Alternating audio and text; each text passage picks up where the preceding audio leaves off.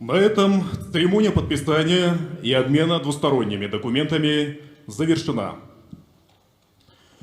Уважаемые дамы и господа, начинается церемония возобновления функционирования отдельных пунктов пропусков на кыргызско-таджикской государственной границе. Для рапорта приглашаются директор пограничной службы Государственного комитета национальной безопасности Кыргызской Республики генерал-майор Алимбаев Абдикарим Карбекович и командующий пограничными войсками Государственного комитета национальной безопасности Республики Таджикистан генерал-майор Раджан Бургари Раджан.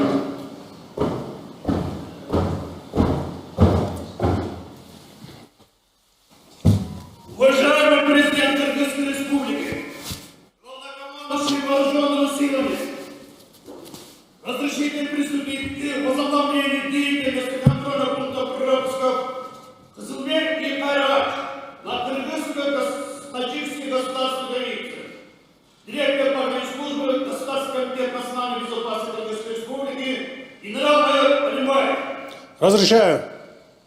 Уважаемый президент Республики Таджикистан, главнокомандующий вооруженными силами Республики Таджикистан, разрешите возобновить деятельности контроля пропускного пункта Туристан-Маданьяр на таджикско-кыргызской государственной границе.